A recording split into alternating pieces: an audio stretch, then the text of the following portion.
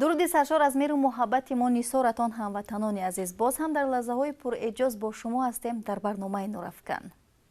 بله، برنامه نورافکن منبر هنرمندان اصیل است و این نوبت مهمان برنامه ما نفری است که باوری دارم از دیدن این چهره در لبان هر یک شما خنده هویدا میگردد. بله دوستان حج و اون نفرانی که این لحظه و سو از نزد اکران های تلویزیون های خود جمع اومدید، بار دیگر درود ما را بپذیرید، چون که امروز در مهمانی برنامه ما حضور دارند یکی از سیماهای بسیار معروف حجم تاجیک صنعت والای هنر، قیام‌الدین چخلزاده. شما رو خوش آمدید میگیم. یعنی قیام‌الدین چخلزاده از ناحیه فیض‌آباد به برنامه نورافکن آمده است پیاده. خوش آمدیدش میگوییم. با مدد شما ایسو میریم سوارا میریم اکبر. برای که سلامتیت برجا باشد همیشه باید پیاده گردی. زیاد پیاده میگردید؟ زیاد، از حد زیاد. خوب. بالای پیاده گردی با مهنت جسمانی هم میکنم من. در یک روز چند کیلومتر؟ تقریبا 7-8 کیلومتر. عموما شما با روزنامه‌نگاران هم صحبت شدن رو دوست می‌دارید، میپسندید و یا خوش ندارید؟ چون در برنامه ما امروز هست 3 راوی، یعنی 3 روزنامه‌نگار. راستی گپ روزنامه‌نگار اون طرف ایستاد، اگر من با همه را دوست می‌دارم اونهایی که همین راه ایجاد دارند، راه قلم دارند، راهی که یکی می آفرند، همین شخصانی که یکی آفریدگار هستند برای جمعیت ما در کدام ساحه باشد، او شاعر است، او رسام است، او قلمکش است، او ژورنالیست است، همین رو من دوست می‌دارم، چون که زحمتکش هستند. من انسان‌های زحمتکش رو دوست می‌دارم. میگن که خنده هم درست انسان رو تبابت میکند. اگر همینجا 4 نفر باشیم که بین ما و شما و بیننده، همین دلیر راوی برنامه ما به بیماری عشق گرفتار شده است، یگان توصیه نمیدید؟ همین لطیفه های شما یا شعرهای هجوی شما کمی هم باشد تبابت میکرده باشد دلیر یا نه؟ نصیبه جان این سوال به زبان آوردید و منم اوی سر کشیدم، دیدید که چون که منم در جوانی کسل همین کسل کدام انسانی هست که این کسل اثر نگذرونده است؟ کسی که اثر این کسل نگذرونده است و به گروه آدم‌ها داخل میشد، چون که این یک چیزی است که خداوند آفریده است، انسان باید داشته باشد عشق وطن، عشق زندگی، عشق حیات، عشق محبوبه. بزرگیت گفت است درباره همین عشقا، گفت است که مثلا همه کسبو چی دارن؟ دانشکده دارن، میرن میخونن، انجینیر میشود، عالم میشود، زبانشناس میشود، متمتیک میشود، ژورنالیست میشود. نه که همین رفته دانشگاه عشق نیست که در یکم جا نکشودن. ولی گفت است که نیست دانشگاه عالی عشق را گفته بار عاشق شیدا شود. همین کلمه عشق وقتی که به زبان میگیری آدم خودش خلاص دیگر میکند، وای خب پیر باشد، خب جوان باشد. اصلا این کلمه در جوان ها بسیار مقبول است، چون که هر یک انسانی که از همین زینه های عشق نمیگذرد وای در جمعیت جا و مقام خودش کم میبود.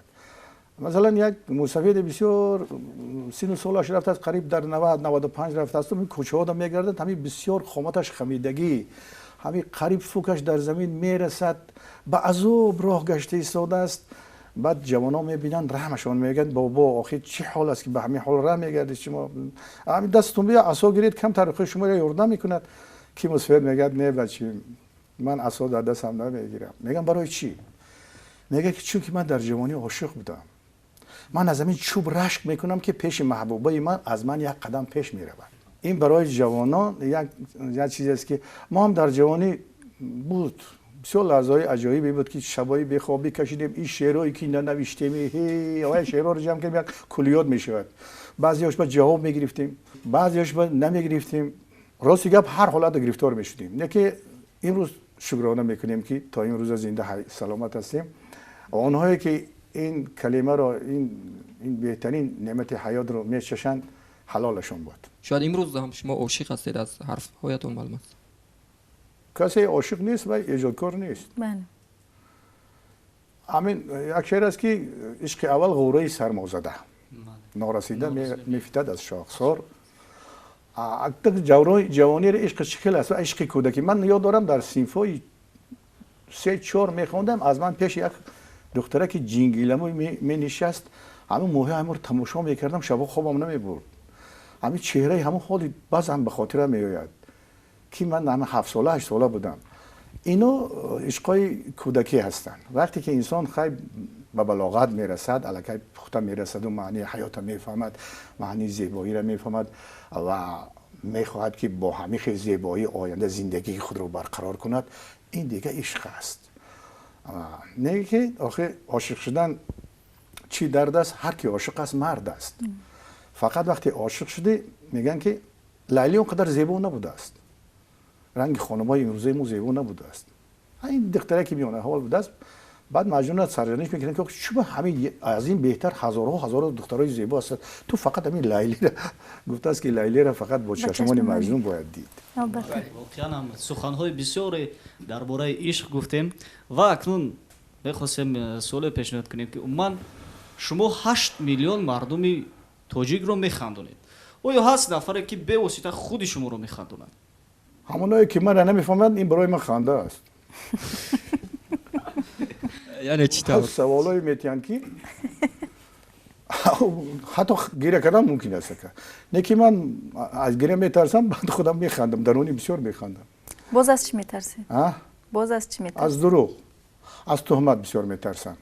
دو رفیق بودستن، یک تاش سفید پوست بودست و یک تاش سیاه پوست. خیلی میشه که در حیات وقتی که مثال آدم اگر در زیر تاثیر یک ستاره به دنیا بیاین، خواهی نخواهید بعد 20 سال 30 سال در اینجا وا میخورند و دوستی پیدا میشه. بله. چون که ستاره ها موافق است. مثلا یک معرکه میره 50 کس دیگه بین عمود یک آدم تو به معقول نمیشه. برای چی؟ برای که ستارهش با ستاره موافق نیست. هرچند آدمی خوب باشد، عالم است، چیزی که نباشد.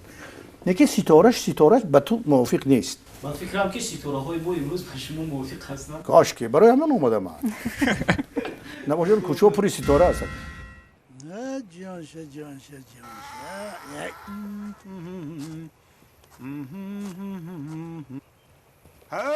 داماد مبارک شود. آقای نامان خری کهنه. آخرت کهنه زنت نو کو.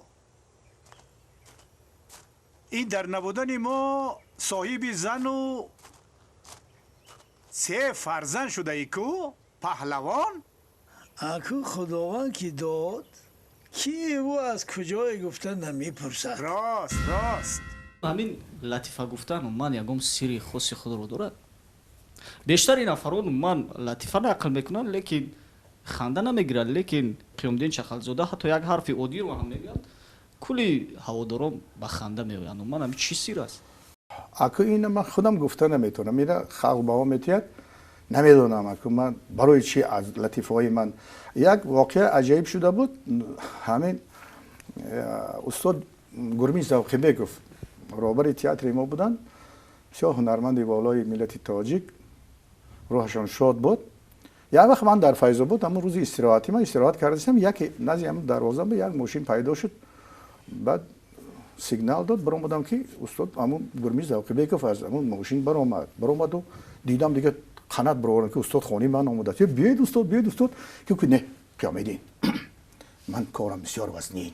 گفتم چه خیر وزنین؟ گفت که تو من مهمان دارم. گفت در ماشین یک مهمان دارم. گفتم خیلی مهمان تام فرا خوش اومدی. نه گفت تو همین نوهای وای به رئیس کاتب رایکومش میشناسی؟ گفتم رفته چند بار گاسترو رفته وای مردم ما ضیافت داده گست و البته میشناسم بسیار یگیتی نازنین ناز چه خیر شده آوردی خانه دارای من یک خدمت کنم. نه گفت وای کسل است، وای در بیمارخانه حکومتی خواب است. گفت من رفتم گفت احوالش وزمین، اما یک لطیفه گفت که درباره سگا اما نقل کردم وای نخندید. من حیران شدم که همین قیامالدین گفت من یک هفته خندیدم. من گفتم این مردک نخندید. گفت رفته از همین دکتراش اجازت گرفته، اینم 2 ساعت وقت ماشین زکس کردم آوردم همین فیض بود. همون لطیفه تیزتر بود، همین مردک خندد من اینا باید بیمارخانه برم. گفتم چقدر 50 100 کیلومتر فیض بود. من گفتم تا شوخی نکن. گفت خدا زند من همین کارا کردم، من 2 ساعت وقت دارم همین بردن در کار. دکترا من جنجال میکنن. من گفتم تا من لطیفه رو در این قدی کوچه نمیگم، این میمانی اول قدر آورده است عقلا درو یا پیاله چای گیرد، بعد من یه لطیفه 2 تا میگویم که وای شنید وای مهمان شنید برآمد خیلی سلام کردیم. گرمی اشاره کرد که میداره. من گفتم چی تشد نزد خانه شو خیلی در اومدن یک پیاله چای گرفتیم. بعد گرمی من تیله زد تیستر گپ زنمونه تیستر گپ زن وقتی ما رفتی سود است. خیلی یکم بار خانه ما آمد. وای ما گسرول میریم برای ما خدمت ها بسیار میکنن. من در حق همش همیشه دوام میکنم که وقتی که ما سفری هنری داریم مهمان میشیم اونا همه چیز برای ما مهیا میکنن. یک پیاله چای گرفت گفت قیامالدین هزار رحمت فرزندکای ما را دعا داد. بعد همون لطیفه را گفت زدم که همین خیلی خواندید مردا کی آیا گفتگیام با بالاتر خواندید. گرمشت آقا گفت دیدی اینا دیدی من میگویم نمیخندد تو میگویی میخندد امین من با یادتی برای یک لطیفه همین مرده که از بیمارخانه حکومتی گرفته فیض آباد برده است این هر وقت ما به یادم خندم میآورد. همون لطیفه در یاد شما است؟ اكو اونا در اینجا گفته نمیشه ولی با بعضی نزدیکی دارد وقتی هوا اور باشد گفتن ممکن است. شاید یک لطیفه دیگر میگوید که ما نیز بخوانیم. خوب من قیامالدین چغلزاده بیشتر لطیفه هایی که شما میگوید خودتون ایجاد میکنید و یا لطیفه های خلقی هستند که از زبان خلق میبینن؟ عموما همه چیز از خلق گرفته میشه. لطیفه هم از خلق گرفته میشه، بسیار اثرهای خوب هم از خلق گرفته میشه، از حیات گرفته میشه. بعضا میشه که یک نازکه یک چیزی عجایب پیدا میشه بعد در گردی اون میپیچونی میشه یا لطیفه خود به لطیفه تبدیل میشود. از زبان به زبان به لطیفه تبدیل مییابد. مثلا یک جواب آدم یک حاضر جوابی میکند، یک جوابی عجایبی میتید، او رفیقش یک جای دیگر نقل میکند، او میرد یک جای دیگر نقل میکند، این یک چی الو میکند و یک چی الو میکند میشه یک لطیفه. در برنامه ستاره‌های سینما نقل کردید که در خود شما را موش گزیده است. موش گزیده نگوشت پوما. و در وقت هنگامی که در تئاتر کار فعالیت میکردید از نقشی که شما گربه بودید در اون نمایش و اونجا موش‌های زیاد بودن، موش‌های 70 کیلو یا 60 کیلو و بیماری سکته دل گرفتار شدید. چرا از موش قیماب نیستید و از تخم طاووس قیمابید؟ من ایام چه قیماب نیستم. باز میگوین که قیامالدین چغلزاده از تخم طاووس قیماب است. بله همینجور یک مخلصم گفته است که تخمبریانی با مرغ طاووس رو بسیار دوست می‌داشتند گفتن. اینا من نشنیدم اگر. نه برای بیننده ها من مرغ طاووس می‌زنم مرغ استراوس را می‌خورم اگر. ولی از موش میترسید؟ نه من از موش نمیترسم. خوب از حیوانات میده شایده نمیترسم من. لیکن همین حیوان‌های میده شده شما رو با بیماری گرفتار کردن که نه اكو ممکن من نقش وای نادرست بازی کردم نه که بهترین نقشم بود وای. برای که من خودم اكو نمیدونم اون نقش چکل آفریدم اینا میتونید از اون کارگردانایی که این رو روی صحنه آوردن ای میرالی بیکو بهادر میلرکه پرسید از دولت عبیدالله پرسید که همین نقش قیامالدین چکل برآمده بود همون وقتا بگذار اونها جواب تیان که شما گربه بودید و همون موش‌ها اکتریسا بودن. من گربه عادیشم سرگربه بودید. گربه کلونش. موش‌ها البته که زنها بودند. زنها و مردها الدرش بودن. نه زنهاش بسیارتر بود. چون کم کم در تئاتر ناحیه فیض آباد کار فعالیت دارید و حق استادی دارید برای همون هنرمندان جوان میگفتید که همون هنرمندان نیز از یکی از آنها ادامه دهنده هنر شما هست یا نه؟ من اكو در خیلی بارا فکرم نمیکنم که مثلا هم تئاتر لاتی دم هستم جوانایی که انا من میبینم که استعدادش چخیله چون که من در بعضیش هم جوانای خودم میبینم که جوانی که در مغزش چی دارد الکه همین وارد شویش به همین هنر به همین کسب حس کرده میشد هست نه که با بعضی کمبودیاش پیدا است. میگن که جوانان رنگ بهار هستند. همین چخیلی که بهار در تندور میزند و بارون میبارد سیل میآید همه چیز شوشته بردن میگیره جوانی هم هست. انا که اینو باید صاف کرد. پیری این تیرما هست که آب صاف آرام عصبا همه جاشته. من مخصوص نمیگویم که وای مثلا پیروی من شود. هر کس بیاد پیروی خود باشد. مکتب خود رو داشته باشد. مثلا بسیاری آدمایی که دیگران را پیروی میکنن که من رنگ همیشم هیچ نمیشن. برای چی؟ برای اینکه خداوند هر یک انسان دانه‌های شطرنج برین مونده است. این فیرز است، این پیشکس، اینش شاه است، اینش وزیر است، اینش تور است. این جای ایش گرفته نمیتوند کو. میکند همون پیروی میکند همون مثال این آوازخونا پیدا شدن که فلان آواز پیروی میکنن مثلا این وادی فلان حافظه وای وادی فلان حافظه بگذار از مهنت و ایجاد اون مردک استفاده برو نه که راه اساسی خود مکتب اساسی خود یعنی راه آوازخوانی خود یا راه ایجاد خود باید پیدا کرد. اگر تو پیدا نکنی چه خیلی ایجاد کار میشه. تو همین پاپوگای برین از قفای هم رفتن میگیری وای جای او را هیچ وقت گرفتن نمیتونی چون که او آدمی که گاگارین اولین بود یکم پرید بعدی وای چقدر آدم پرید نه که وای گاگارین یکم ماند. تاریخ با وای میموند. کسی که اول است اولین میموند. برای همین ای قفای یک کس رفتن و او را تقلید کردن این مقبول دل من نیست. تو ایجادکاری، تو میخوای همین راه یک بزینه‌های بیره بسی شب و روز مهنت کن، راه خدا تا بیا، اصول بی خدا بیا که دیگران از تو پیروی کنن، نه تو از قفای دیگران.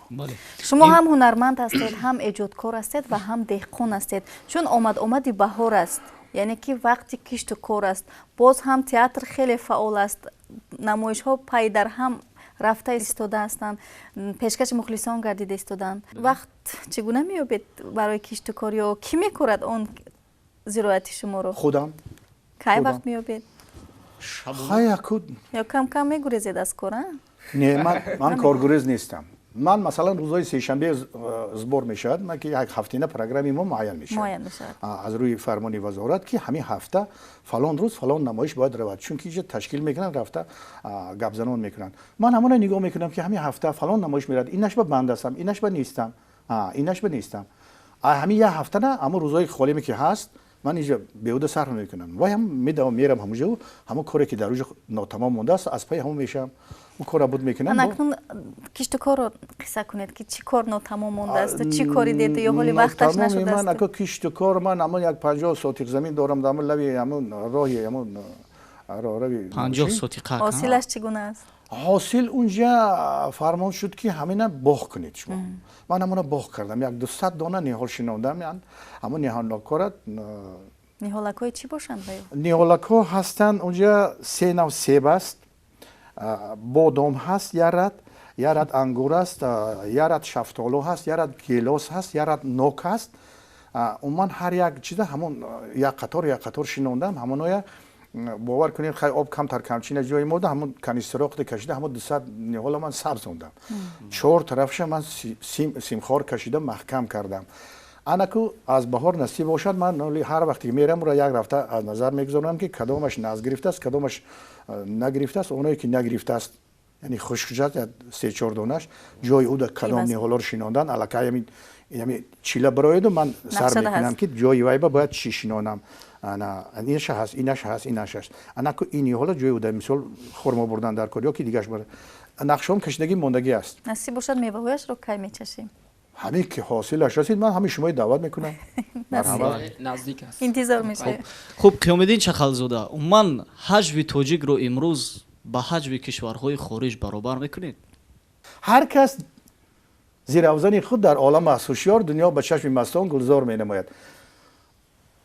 کسی چی قابلیت دارد او عیان است. او گناه خشد است. قوت و توانایی وای به همه زینه میرسد. وای تنقید کردن، وای گفتن که ایتون نه، وای خودش باید اگر عقل سالم باشه میبیند که وای آدمی که همین کار به مشغول است وای ما بهتر کار کرده است یا که از من بهتر هنر دارد. وای باید خودش حس کند. نه که وای خودش اصلاح کرده نتواند. من مجبور نیستم که هر یکی برای آقا همین کار را نکن. بکن چه که هنر داری صرف کن. خلق خودش رنگین است میبیند. عموما هست حجمیگاری که از خارجه که شما اون حجمیگار رو تماشا میکنید به ذوق؟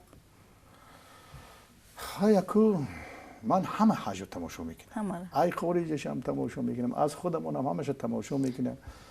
بعضا این طرفی سر و میخورم، بعضا پشتی سر و میخورم، بعضا سر و نمیخورم. و میگوید که به هر حال قیامالدین چخالزاده نیستند. نه هیچ وقت من نشده است که من خودم از یک کس بالا گیرم. هرچند بازوی جوانی زور است مغرور مشو، چشم غروری کور است. با من میخ مزن ناجایه، فردا سری وای در دهنی انبور است. یا کار کردی به درجهش کن که همه کاری تو هیچ کس ایراد گرفته نتونه. یا که هر همی خیزدی فراموش کن که با انبور است، در رو کشیده میگیرد. خب خیلی یک شورای خوب کردن، بعضا این طرف سرم رو میخورم، بعضا پشت سر و بعضا نمیخورم. یعنی این چگونه است؟ اگر معقول شد شما میخورید سرتون رو، یعنی هنگام تماشای همون صحنه ها اگر معقول شد یگام شما نمیخورم. یعنی همین گونه کم کم تبسم میکنم. ولی هنگامی که پرای سر رو میخوره چی؟ دعاش میتیم که حلالت بود. ولی هنگامی که پشت سر رو میخورید بعد میگم نمیشد. کم کم خمیشه. شاید داره یا پلا شاید گیرم. به جای نمیرود. شورم پاس کنم. خیلی عجیب. به هر حال همچون یک هنرمندی سابقه دار امروز از نگاه شما همین جوانان میتونن حج و توجیگ را پیش برن، جوانانی که این زمان روی صحنه آمدند؟ شما نمیتونن؟ جوانان ولی از ما خوبتر و بهتر میکنن با شرطی که برای این جوانایی که این در همین جاده در راه ایجاد هستند برای اینا مواد در کار بله به هیچ یکم کار کرده میشود. همین جوانایی که من میبینم که حاضر همین کار و کسب را پیشه گرفتند و شب روز زحمت میکشن خیلی نشان میده قدر قدرت و تواناییشون، من حس میکنم که برای ما دراماتورگ نمیرسد، مواد نیست. مواد هست، او را به یک راه درستی برای صحنه مطابق کردن آدم در کار است. یعنی کارگردان هم نیست گفتن. کارگردان هم بسیاری هم خودشون کارگردانی میکنن. بله دراماتورگ من نیست. برای هر یک کس گفتم که خداوند آفریدگی آدمه. مثلا یک اثر حجوی یک کارگردانی فاجعه‌ای مثال هست، آدمای فاجعه‌ای که مضحکه را از فاجعه خوبتر میمونن.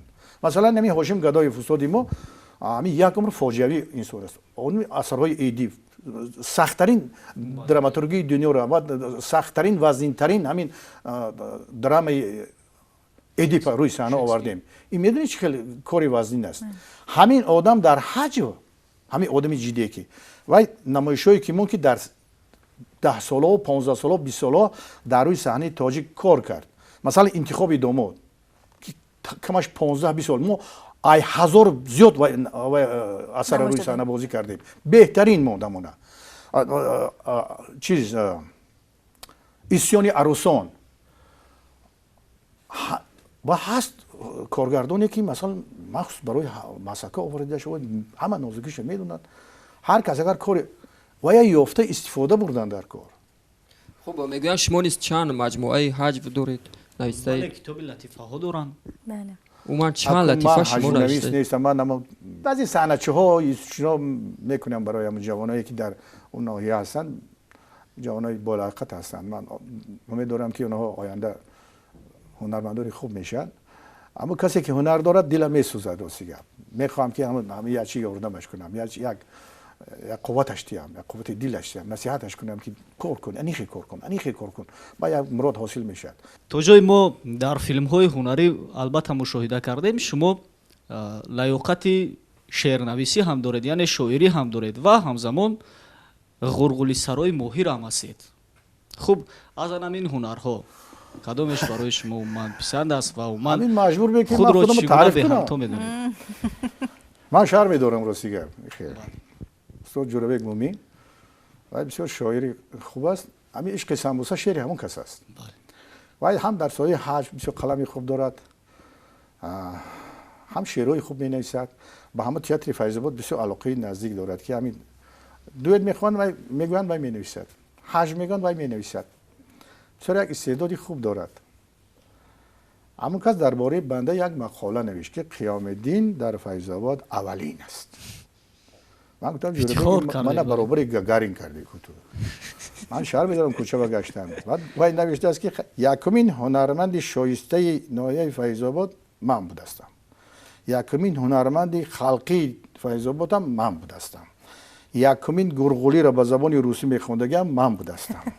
و چند کارهای دیگه همین یکم همه رو نویسه، یک مقاله کلان نویسه که اونم کتابی که در چاپ است همونجا باید چاپ شود برایت. راست دیگه خواهی هم سرتون رو خوردید؟ نمای دوستی بسیار نزدیک همسر من نمیخورم. انا چی میگی؟ دوست تبروار میگوید، دشمن شکروار. پس همون غرغوری که با زبان روسی میخونید شاید اقلا 2 مصرعش رو این لحظه میشه. نه اکو هر چی جو دارد نصیبه جون. اونا جایش کجاست؟ جایش همون صحنه بود و کوپروگ نام داشت و اثر ایرا اساس سرشوی این کار من در ارمیا وقتی خدمت میکردم، وقتی که من خدمت حربی رفتم بسیار زیق رفتم. من از همینجا تا همون ما رو تا ترکمنستان تا همینجا من گریسه رفتم، چون که من پیش از رفتن خدمت حربی 5 روز پیش شادروان پدرم از دنیا گذشت. من هم عشقتی رفتم، هم خدمت رفتم. خیلی گذشت. بعد همین چیزا من پیدا شدم، همین شوخی میکردم، لطیفه میگفتم، شوخی میکردم، همه زبانا بودن. با همونجا همه رو در خدمت حربی همه رو گرفتم، چون که همین استاد حکمت رضا خانه ما بسیار میومد، با پدرم دوستی داشت، میومد یک 5 روز 6 روز خانه ما در میساد و من گوش میکردم. میخیل با همه دوتاری من قطعی که مرا در کودکی یک زنکی توفه کرده بود است، همون قطعی میخوند فقط. بعد امیر گرفتم خیلی برای شوخی همین کردم اینو برای من معرکه های دوستانه کردم بعد ما رو وارد کردیم شودروان هم فاتح نیازی دراماتورگ برآمد من در صحنه بوسیده رحمت گفت که قیام بدین این من یک اپیزود نوشته بودم توی این قدر حتی استاد هاشمی میگه که نکنم این کارا ما هم برای همین گرگولی تو هم میان مردمی معشر ما همین اسپکتر با میمونن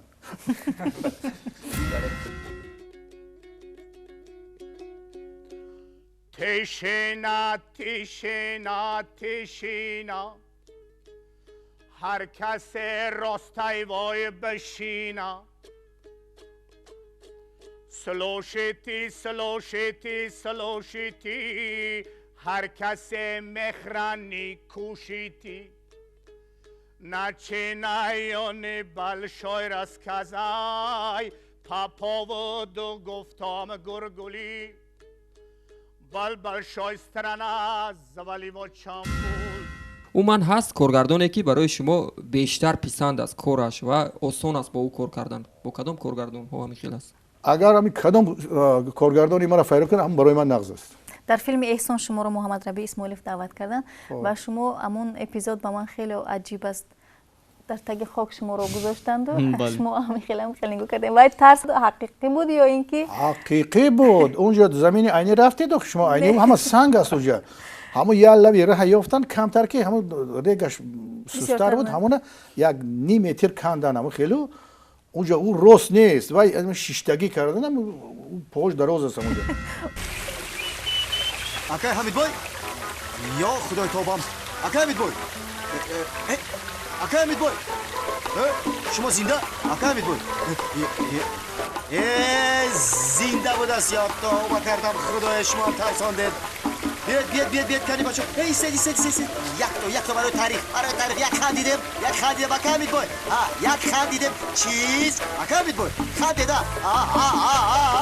شما خندیده هم بتوانید خوب در فیلم دیگر متخرنه من شاعر هستید و شعرها رو هر گونه من به حجم تبدیل میدید وقتی که شما شعرهای شاعر رو من تغییر میدید باره نشده بود که با شما جنگ و جنجال من خرخشه برپا شد نه حالی نشده است نمیدونم برای چی نشده است هرچند شعرهای استاد بزرگ صبی رو نیست یعنی تغییر دادگید خب بعضی هاشا با خاصی خودم میگردونم خیلی برای دوستای حزل است نه که یکم هیچی نگفته من دلم سمبوسه میخواهد و هم یک بوسه میخواهد دلم یک بوسه شیرین لبی به غصه میخواهد دلم در اشتیاقی بوسه های گرم شیرین است دلی من یاشنای یاری به پروایی به کین است دلم لب تشنه سمبوسه گرمی تنورین است دلی من بوسه میخواهد و هم سمبوسه میخواهد خیل شاعر دوست داشته من در راه حج استاد میرزا فیضلی بود جایش جنت شود بسیار انسانی نازک بین بوده و در خورپشتک کار میکرد بعد دوستی بسیار جوانی داشتیم ما خیلی دوستی از دوره جوانی دوست بودیم و یک شعری وای سال 69 یک شعر نوشت وای درباره همین راننده های بدمه است اما وقتا همین خیلی چی بود که همین شوفیرها را بسیار حجم میکردن بعد همون شعری استاد میرزا فیضلی را گرفتم تیار کردم بود در همین جایی که حالی تلویزیون سفینه است همینجا فیلارمونیا بود همینجا فیلارمونیا بود بعد همونجا همون شعر من خواندم همین زال به درجه قبول کرد که گلبارون کردن منه بعد همین قدر در کدام قشلاقی میرفتم کودکا برآمده همون را زازوری گفته همون را تکرار میکردن پس چرا این لحظه همون شعری که شما یعنی شعری حجوی که ایجاد کردید زازوری رو قرائت نمیکنید وای سال 69 بود وای شعر میرزا فیضلی است که ما را روی صحنه آوردیم حتی در مسکو برده در ویدینخه مسکو خوندگی من میره خوب چرا اکنون در برنامه نورافکن همون رو نمیخونید آقا 69 حالی این پروژه من کار میکنه که برگردونم کامپیوتر خطی در خاطر درباره همین شفیارا بود که میگه که چو نوشیدم شرابی کیفدار زیاره بگشتم پس به زیر چون ایغری مست سواره بیدادم ماشین گه چپ و گه راست میرفت، چماره و چماره و چماره. بناگاه پیش چشمم تیره بین بود، غباره و غباره و غباره. بخواستم که دی هم ماشین ام را قراره و قراره و قراره. بیجو قیدم نبود در تارموزش فشاره و فشاره و فشاره.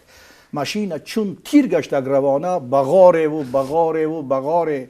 زدم در غار و از چشمان من جست شراره و شراره و شراره. خلاصه بین مرگ و جان من ماند ززاره و ززاره و ززاره. این خیلی صحنه در جریانتون بود است تو لیکی این کامپیوتر رول کار که احساس برکردیم.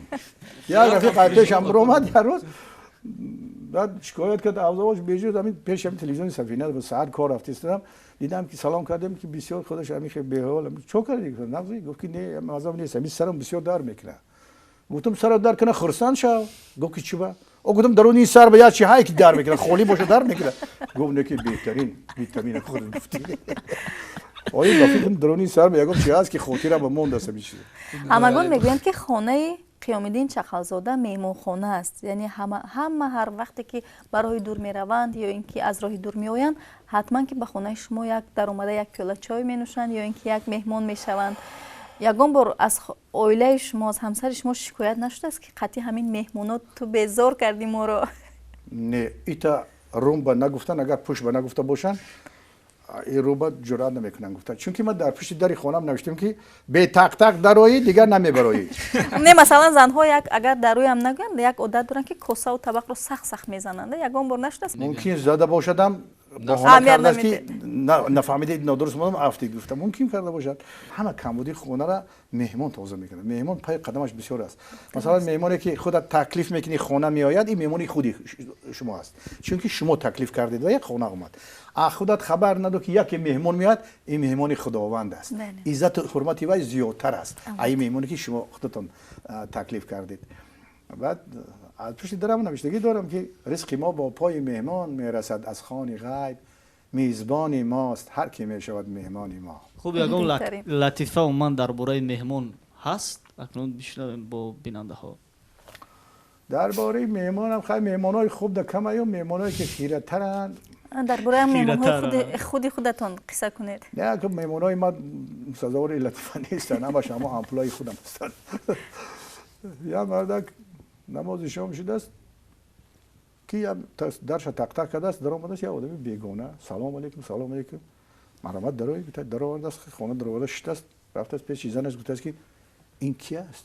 کی زنش گفته یگام نمیدونم که این خیش تباری تو نیست. گفته است نه من یه یکم بار میبینم. حیران شده است مرا که نه خیشی من است نه خیشی زنش کی است این آمده است. خیلی که مهمان عزتش واجب است. مهمان جان خوش آمدید. خیلی چیزی داشته است خود به خود. خیلی گمان کرده است که یکم آدمی درکی است میخوره در خود خسته میرود. خیلی چای پای میخورن که تاریک میشود. مهمان هیچ گپی نیست که خستن گپ نیست، نه امینه نه هیچی. کی مهمان میاد بالشتو را تکش کرده یا باشه دراز کشیده است. این صاحب خونه عجیبی بود. خیلی همین توب میتیاد این طرف و طرف که مهمان نیتی خستن ندارد کلوچاش او پشت درد مونده است. شاید چی میشود بعد خیلی اوقات یکم میخورن دیم شما میخورن مهمان چای زده هستن. صاحب خونه میگه که بعد تربوز خربزه را خوردن همیشه خود میرفته باشیم یا یکم خونه دیگه ده. خب میگویند که قیام‌الدین چخلزاده بعد از همون صحنه ضیافت شاهانه دیگر به مهمانی نمیرود، درست باشد؟ نه میرم چی با کسی که تخبریان نداشته باشه.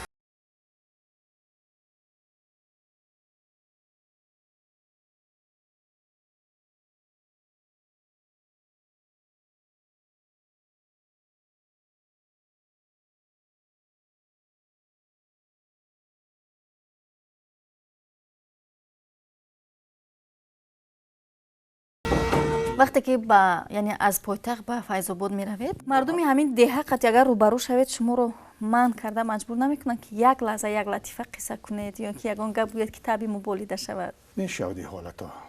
حتی همین ناظرین رو هم مرا میقبن بعضا که التماسی لطیفه بگو. خیلی من قدی قوتم میگویم چیکار میکنید؟ شخص وقتی که در تو یک چی میبندد مهر میبندد یا چی میبندد اون هیچ وقت ناامید کردن در کار نیست. یه وقت من همون یک خانم رفته خانه من ثبت کرده بود که یک معلم جان دارم بخار است. و من از خانه شادی سالی آوردگی هستم نایه بود او خیلی ملبیجان دیگه خانه با نیست اما عکس برداری کردش کرد همین تمام رسولی که تماشا کرده است که در خانه من ملبیجانی بیخور است همین خانه حوالی دادم که یک صدا شد میبرم یک مرد که بسیار نورانی با یک جوان مرد قدی 2 کس در آمدن گید که گفت نه که ما وقت نداریم خیلی اومده داخل من نشناختم واره و خودش شناس کرد که من رایونی واسی اومدم که تا این تینجی است که گفت که همین خانه رو تماشا کردیم که شما ملمیجانی بیخور دارید برای همه اومدم اما گفتم برف است اینه در زمستون چی میبرید از واسی قصص برای ملمیجان اومدم چی خیلی وای نومید بکرید من از خرسندی ندونم سر بگم کردم این مردک همین قدر رو با یک ماشینی تنگی اومده است بود نویرش هم روش بسیار انسانی نورانی خیلی قلمچه کردم با همین دستی چیدم قطعی یاد تریشه دورشم کندم با چند دونه ملینم او رام کندم دادمش همین برآمد رفت همین قدر خرسند شدن که همین مردکی را بی همین قدر رو خسته اومده از خونه من ای خوشبختی نیست تو جای ما میدونیم شما رو اطرافیان و دوستان و نزدیکان مردی 40 هنره نام میبرند لیکن ما 3 برنده تنها از هنر حجم‌نگاری و شعرنویسی و آوازخوانی شما واقف هستیم اکنون درباره 37 یا 38 هنر دیگر میمونه نه با فکرم دهقانی رو نگفتی دهقانی خیلی کم 4-5 کم تاش رو طبیب هم میدونیم هستن باز نگفتی؟ کدام هنرها باشند من نه منتور فایرو میکنم نه دهقان فایرو میکنم که بکار مرا نه همین روزگاری خانه چیزی که هست همش خودم میکنم حتی تراکتور هم نمیوردن نه. برای شودگور کردن زمین تراکتور برای تراکتور پول میتیم جو میکنه جای مایداش باشه پوبیل میکنم خودم بچه هم هستن شکرانه میکنن حالی بچه هم همش خیلی هنرمند هستن زندگی خانهشان همش میکنن من یکم کس خوب طبیب گفتند من بیشتر با خنده طبیبت میکنید یا اینکه باز یگام هر وقتی که من در بیمارخانه خو میروم همون طبیبونه که من را طبیبت میکنن بعد دوید همون گیرد اطراف بودگی کسلی ها رو همش میگن که رفته پیش همون باشی بعد همون جایی که من خودم پور میشوم خیلی زنها و مردم میبیان خیلی من هم گفتن میگیرم که بابا یا میخندن اما دکتر میگه که ای داروهای ما رو همین صحبت های قیامتی اگر بشینی خوبتر از شما نتوان میوبید بعضا من خودم تفاوت میکنم اگر زیق شوم اگر من خودم میخندونم کفای پام میخورم یا کاری میکنم که خودم حالت ما دیگر کنم همین حالت برویم و خانه من از لابراتوری من تمام گیاها رو در خونم دارم میخونم که نمی فلانش برای فشاری خیلی برای جگری خیلی برای گرده خیلی است اما خودم تفاوت میکنم هم گیاه رو از کجا یعنی طبیب مردمی ای نیز کجا هستی میکنم خودت میچینید من کتاب دارم کوهگردم بودند ای که فرامدگیش هم هستم اکا من با شکارچی هم هستم شکارم میکنم اکا هنرها از 40 زیاد شدند این 60 هم زیاد یعنی که اکا اما خوراک گفتم پخته چیتا میتوانید؟ وقتی گرسنه مونم من برای خودم یا بالا میکنم اکا خوب از زمان کودکی تا این دم کدام لحظه هست که هرگاه به یاد میورید سخت میخندید بسیار نیک بسیارن کدامش بیشتر من برای شما مخصوص است وقتی که در این وحدت زندگی میکردیم برادرم وجدی که ولی شکران در قید حیات اکم او جوانی بزباله بود من بچه میدم یک سیمفای 4-5 میخوندم بعد همین توجیکای ما چی خیلی هستن آخه همین وقتی جوانی ده وحیمه میکنن همین پدرم مادرم دیگه که تاریکی با بیرون نرو البیجی است بلاها ایت عجینه ایت تره اوتا میگفتن همین ونوترین پلاژی نیما همه رایون شده بودن یا میبری هیچ نیست تمام میکنی خوراکی عجینه میخواد همین وحیمه در دل ما بس بعد اما اکم در روی حوالی لویا اندوه کردی شده است همین تناش لوچو و چیزا بالام برداشتگی یا آقیل داشته میخیل کهدان جایی که که در اونجا هست نیکه اونجا یکم تریزه نداشت توریک بود وقتی ای روشنی اونجا میدری هیچ جورا نمیدیدی با همون بیگه همین یک صحبت با همین درباره همین غول و بالا و عجینه نقل شید ما همین که گوش میکنیم شاو دیگه خانوم چشم میوشه همه عجینه ها اومده هم غول اومده ایستو تو میخری واهمه پاگو هم لای انداوا کرده است مرا گفتیم چرا بگی که بیار کم ما هم چرا گفتیم همه درو توریک همین صبح کردم که که همین جاست موندم خیلی این دست خمیدم این دست همون که انداخته استم همون سیاستی بگه همون گپا اومد میکنه که همین توریکیو دا بالا با کم روشن‌تر شد که همین که همین دو نگاه همین پاری که با دو پوی بوری اكو ششتگی من کودک همین پا رو نگاه می خودم که همین پا یگون 15 متر بالا همین تو بالا همین بالا نگاه کنم اصولش نمیتوبه تمام همون حالت بیگاه نقل کردگی همش اومد چی خیل او لیمچه را موندم چی خیل ای همین زمین همین خیل پریده ای گردی همین خیل آغوش کردم همین خیل قپیدم داد زده چشم پوشیدگی وای من بیرو برآورده در روی حولی روشنی ده با دوزه با همه قجو قیدم که وای گردی اکم قریب مایم شوه وقتی نگاه می این من دیر کردم اکم اومده سموش احساس کی لیمچه را برد من 200 کیلو در سری مو زدن مرا ایو خلاص کردن این حالتهای بچگی که ای ترس این خیلی حالتا خیلی هم در حیات شما من واقعه زیاد به وجود اومدن یک میلیون تا خیلی واقعه شدگی است آدم وقتی ترس به قوش دوچند میشود میگم که چواندوز هم بودید میگم راست است بله پدرم تو قید حیات بدنش بوز میکشید و بهترین اسب سواری چی بود و اسبی که پدرم داشت است حالی آدمای گذشته او اسب میگن او خیلی اسب ما دیدگی نیستیم مگر پدر من بسیار اسب بسیار به اسب زندگی نمیکرد و بهترین اسبا رو می آورد و همراهش یک تا مسافر با همون سین سال خودش بود بوزای دولتی میشد میرفتن من در قنجیقه پدرم میرفتم وقتی که وای بوز میکشیدم اسب مونده میشد میومد بعد وای عیل سوس میکردم من سوار میکرد این پام ایزنگو به نمیرسید میده بعد قیشو بمی من اسب خنک میکردم تو عرقش قاق شدن با درآمدن وقتی صنف 11 تمام کردم پدرم برای من اسب خرید هم اسب خرید و یک ملتق خرید که من باید معلم شوم در کدام قشلاقه رفتم همین اسب قتی بیایم و ملتقتی با شکار کنم حالی ملتق در خانه است و اسب سواری من در کنای واسه هم اسبار خودم سوار میشدیم و با جای کس کردیم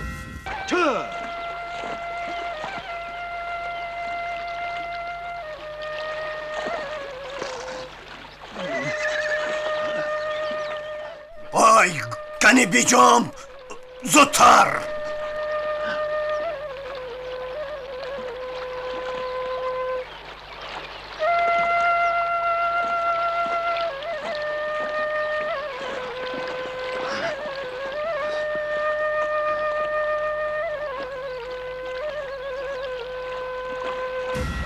کدام از فیلم هایی که من در آنها نقش آفریدید برای شما تا امروز خاطرمان بودند و لحظه بود که هیچگاه از یاد شما فراموش نمی‌شود هر چیزی که ایجاد کردی و برای هنرمند فرزند است خب من بعضی نفرها میگن ای من اون نقش در یاد ندارم میگن دیگر چه خیلی بود اکون نقشایی که در یاد نمیمونه بعد 20 سال 30 سال میگذرد اون چیزی که روی صحنه مثلا اسپکتاکل بازی میکنی و یا اویسته اوستا میرود مثلا در خانه من 3-4 دفتری کلان دارم که از سالهای 75 چیزی که روی صحنه بازی کردم چیزی که در سینما بازی کردم بسیارش هست اونها بعضی وقتای خالگی و یا رو ورق میزنم به خاطر میاد هم مثلا در تئاتر من زیاده از 100 نقش بازی کردم همین 100 نقش یا خیلیش میدونی 3 ساعت در صحنه میشه خوشبختی هنرمند در اون که در کوچه میگردی و بعضی همون آدمایی که تماشا کردن سینما رو تماشا کردن یا که در اسپکتاکل تماشا کردن از پیش برای سلام میگند و فلان نقش شما برای من پسند میگه انا خوشبختی هنرمند اون است یعنی اون هنرمندی که چیزی آفریدهش در خاطر مردم میمونه اون چیزی که تو برای خودت بازی کرده باشی و در خاطر مردم نمیمونه این کار ایجادی نیست یک کاری خسکی ایسا میشه این دست شما زیر بستگی از همون خاطر که دوره جوانی دست خاکونک بسیار میکردیدن من ورزشکاری خوب بودم من گوشتی هم میگرفتم ورزش سبک هم مشق میکردم من یکم بار پیش از آن که من در دانشکده صنعت داخل شدم من در دانشکده ورزش سپرده بودم حجتام من در مکتب میانه بهترین اسپورتسمن بودم من بسیار تیز میدویدم دور میپریدم بلند میپریدم و گوشتین میگرفتم کاسکادیور هم بودید ها خیلی همین چیزایی که نامور کم همش کاسکادیوری است بله جایی که من میپریدم رفیقم خریده نمیتونست بله خیلی هم خوب پس نشده است که در یگان فیلم همچون کاسکادیور شاید اشتراک کنید حالا اشتراک حالا مرا استفاده نبوده وقتی پیر شدم که نه استفاده میبرن جوانی استفاده بودن یعنی کارگردان ها نتوانستن همین هنر شما رو کشف کنن نتوانستن این کاری ویا هستند من تقدیرم همین بوده است نصیب نبوده است اگر استفاده میبردم پشیمون نمیشدن بله خب از روی مشاهده ها با اندیشه شما مخلصان شما از زنها بسیارتر است یا مردها برای هنرمند همش مخلص است بله اون است جوانی تر بودیم زنها بسیارتر مقبول بودن حالی که مسافرتر شدیم мусафедо бисёртар суҳбат мекунем. Мусафедои буд хай аз сину сол шайман баландтарам. احترام میکنم و خرسند میشم. خب مخلص بود که تا امروز برای شما خاص بود و سخنهایش هیچ گاه از خاطر شما فراموش ناپذیر است. من خودم خوشبخت‌ترین انسان حساب میکنم که همین مهنت ناچیزی من به دل یکی راه یافته است. همین کوچه با میرم این پگاه بسیار وقت از همین گردش ایروپور من تا تئاتر این طرف هم 4 کیلومتر از اون طرف 8 کیلومتر رفتم میام پیاده میرم و بسیار وقت خرسند میشم که از پیشم یک کس میبره تبسم میکند همین به یاد میارد همین دلی منم خوب میشد نغز میشد که این مردک در خاطرش است. بعضا پیدا میشد یک کسی که بسیار نمیفهمد از من چوبا این نقش تو بازی نکردی و دیگه آدم بازی کرد ای اکا خی کاری من نیست تو رفته از کارگردان پرس خیلی اون تو میفهمونی که دوران 880 میگذره نه چوبا وای من تماشا کردم همین نقش باید خودت بازی میکردی این همین نقشی خودت بود خیلی خودم بود اون مردک هم خودم من بازی کرده وای مردک چه که همین دستم همین خیلی شد اما همین کوچه میگشتم همین خیلی همین کسی و میخواد چوکه تو اینو میفهمونی که خیر رفتم کار کردم همین که افتیدم دستم شکست هر کدومش 2 دقیقه اگر فهمونی بود 2 دقیقه میگیره 5 دقیقه وقت میگیره بعد نشید یک کاغذک با نوشتم میخیل کی نمی در دست مونده کار رفتم افتیدم دستم شکست کدومش میومد میدیدم که آدم خیره میتواد چوک کردی من رو میرم ما بخوام میفتم کردم این همیشه نوشتگی است اشتراک‌های شما که در برنامه‌های معینی شرکت می‌ورزید همیشه در خاطر ما میموند و عرض سپاس میگویم که دعوت ما رو رد نکردید و با برنامه ما اشتراک کردید. همین دیلکم که میخواهد پاک میرود. برای چی؟ برای کی؟ من فرق میکنم میفهمم که چی آدم چی میخواهد. برای همین شما رو دوست میدارم و سینمای شما رو دوست میدارم چون سینمای ما از هنرمندا است. من بسیار خرسند هستم که حکومت ما دولت ما یک سینما رو آفرید که برای هنرمندا یک تحفه بهترین است. بسیار که برای نسل‌های آینده هزارها سال خدمت کند. این برای ما یک تحفه بهترین است برای همه هنرمندای تاجیک. من شما دوست می‌دارم. کاراتون رو دوست می‌دارم، تماشا می‌کنم. من برای مردم عزیزم امیر گفتنی هستم که همیشه خوشحال باشند، سالم باشند. شکرانه این دولت و دولتداری را کنند. و وطن خود دوست دارند و شب و روز برای آبادی و زیبا گرداندن این وطن بیشتاسای ما بی‌طرف نباشند و همه مردم شریف تاجیکستان سلامتی عمری دراز خانه همش پری گندم باد. همیشه از تلویزیون سینما آرزو دارم که در پیوسته باشند این نمایش رو تماشا کنند خوشحال باشند فکر عقیده خود را ایصال نمایند و همیشه زنده و سالم و سربلند باشند. بینندگان عزیز و ارجمند این صحبتی که داشتیم با هنرمند دوست داشتنی هنرمند مردمی تاجیکستان قیام‌الدین چغلزاده باوری داریم که برای هر یک شما پسند آمد و برنامه نورافکن منبر یعنی همین گونه هنرمندان اصیل است. برای دائما از جهان هنری هنرمندان واقف گردیدن تنها برنامه نورافکن و تلویزیون سینما رو تماشا کنید و ما رو ترک نکنید. خیر میگویم تا برنامه‌های دیگر تن صحت و خانه آباد باشید.